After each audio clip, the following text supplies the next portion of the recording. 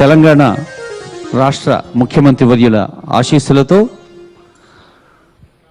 సాంస్కృతిక శాఖ మంత్రులు చందులాల్ గారు, సెక్రటరీ బి వెంకటేశం గారు, డైరెక్టర్ డాక్టర్ మామిడి హరికృష్ణ గారు రూపొందించిన దీన్ని మన కడియం శ్రీహరి గారు ఆవిష్కరిస్తున్నారు. మట్టి ముద్ర. మహానైన కాలంలో నీవొక లిప్తవు, మహత్తైన కావ్యంలో నేనొక తరంగాన్ని, కాల పరంపరలో నీవు, కావ్య పరంపరలో నేను, కాల ధర్మం నీది, కావ్య ధర్మం నాది, కాలమానంగా నీవు, కావ్యమానంగా నేను, కాలమన్నిటికీ అతీతం కావ్యం, అతీతం కాలానికి సైతం. ఓ ఉగాది చానా నీవు నేను వ్యక్తిత్వం ఉన్నోళ్ళం, ఏనాడు ఏదానికి ఏమాత్రం లొంగనోళ్ళం అంటూ కాళోజీ కవిత్వాన్ని గుర్తు చేసుకుంటున్నాం. మట్టి ముద్ర ఆవిష్కరించిన గౌరవ కడియం శ్రీహరి గారికి ధన్యవాదాలతో ఇప్పుడు సభా ప్రారంభకులు మన ఉప ముఖ్యమంత్రి కడియం శ్రీహరి గారి సందేశం.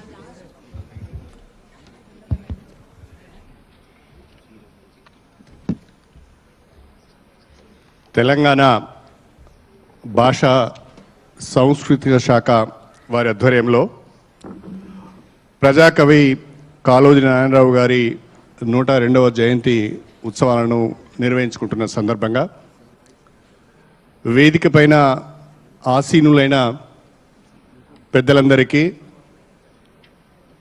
ఈరోజు తెలంగాణ భాషా దినోత్సవంగా కూడా మనం నిర్వహించుకుంటున్నాం.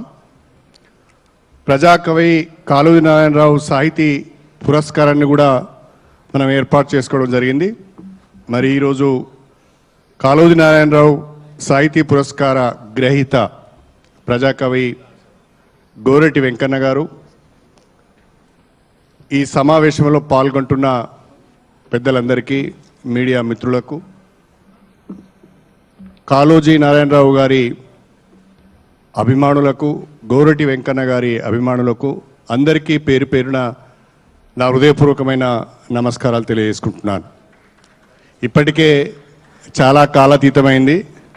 నేను ప్రత్యేకంగా గోరటి వెంకన్న నోట నా పల్లె అందాలు అనే పాట విందామని వచ్చాను. నేను ఉపన్యాసం చెప్దామనే ఆలోచనతో రాలేదు. అందుకనే మా తమ్ముడు రసమైని ఇప్పటికి 3 సార్లు అడిగిన, రసమై నువ్వన్న పాడు లేకుంటే వెంకన్నతోనే ఈ పాట పాడించమనంటే, ఎందుకన్నా నేను వెంకన్నతో పాడిస్తానన్నాడు.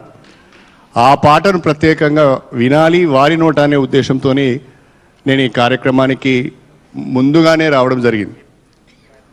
ప్రధానంగా కాళోజీ నారాయణరావు గారి జయంతిని తెలంగాణ ప్రభుత్వం, గౌరవ ముఖ్యమంత్రి గారు తెలంగాణ రాష్ట్రం వచ్చిన తర్వాత అధికారికంగా నిర్వహించుకోవడం మనందరికీ కూడా చాలా గర్వంగా ఉంది. తెలంగాణ ప్రజల యొక్క గొడవను తన గొడవగా ప్రభుత్వాలకు తెలియజేసే ప్రయత్నం చేయడమే కాకుండా, అన్యాయం ఎక్కడ జరిగినా ధిక్కరించే ధోరణిలో మాట్లాడమే కాకుండా ప్రజలను చైతన్యపరచడానికి కాళోజీ నారాయణరావు గారు ఎన్ని ప్రయత్నాలు చేశారో మనందరికీ కూడా తెలుసు. నేను విద్యార్థి దశ నుండే వరంగల్లోనే నేను చదువుకున్నాను కాబట్టి విద్యార్థి దశ నుండే వారి ఉపన్యాసాలు వినే అవకాశం, వారిని కలుసుకునే ఒక అవకాశం కూడా నాకు లభించింది. ప్రత్యేకంగా 2002లో కాళోజీ నారాయణరావు గారు చనిపోయినప్పుడు ఆనాడు జిల్లా పరిషత్ హాల్లో ఒక సమావేశం జరిగింది, సంతాప సభ జరిగింది. రామకృష్ణ గారు కూడా సంతాప సభకు వచ్చారు.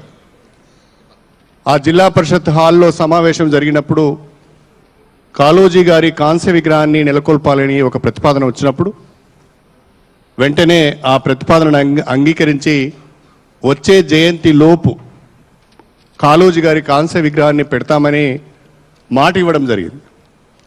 కాకపోతే అప్పటి ప్రభుత్వం కాళోజీ గారి కాంస్య విగ్రహాన్ని పెట్టడానికి నిధులు ఇవ్వడానికి వెనుకకు వెళ్ళింది. ఆ పరిస్థితులలో మేమే ధైర్యం చేసి నిధులను సేకరించి కాంస్య విగ్రహాన్ని పెట్టిన తర్వాత ప్రభుత్వము కళ్ళు తెరిచి ఆ కాంస్య విగ్రహానికి నిధులు ఇవ్వడం జరిగింది అని చెప్పి ఈ సందర్భంగా మీ అందరికీ తెలియజేసుకుంటున్నాను. ఆనాడే కాళోజీ స్మారక కేంద్రాన్ని కూడా ఏర్పాటు చేయాలని అనుకున్నాం. ప్రభుత్వాలు మారినాయి. ఆ 10 సంవత్సరాల కాలంలో ఎవరు పట్టించుకోలేదు. తెలంగాణ వచ్చింది.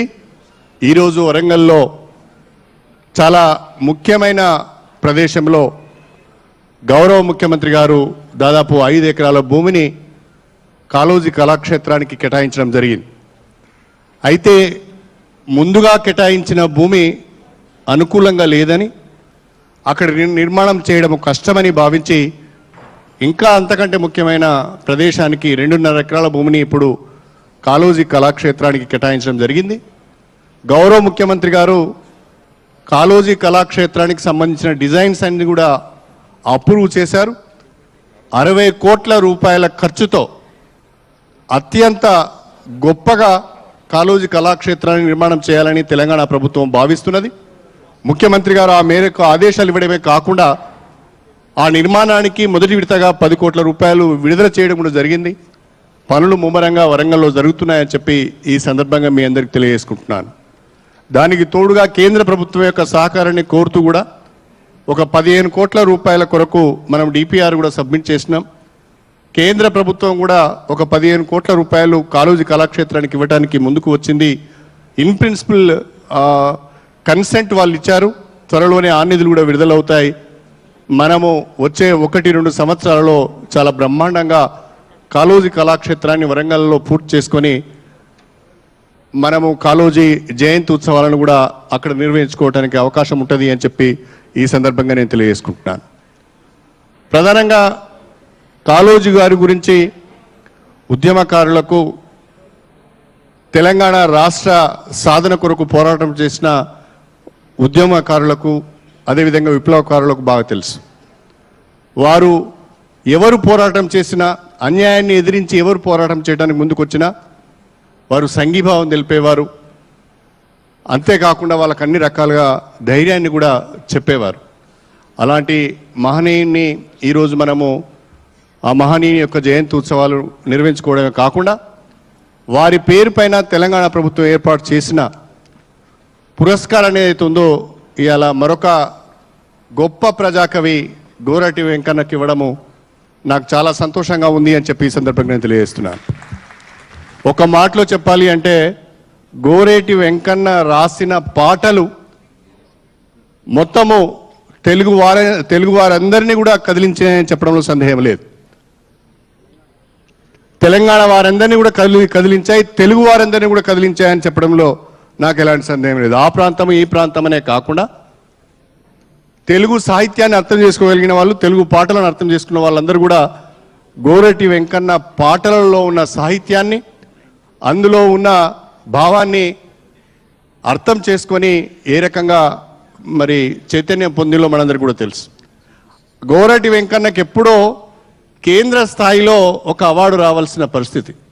అంత బ్రహ్మాండమైన కవిత్వము, అంత బ్రహ్మాండమైన రచనలు, పల్లె అందాలు అన్నా, ప్రకృతి అందాలు అన్నా, లేకుంటే సామాన్యుని యొక్క జీవన విధానం అన్నా, పెదవాగుకు సంబంధించిన ఒక పాట అన్నా, అది ఏ రకంగా అంత చక్కగా ఒక సాలెగూడు అల్లినట్టుగా అంత చక్కగా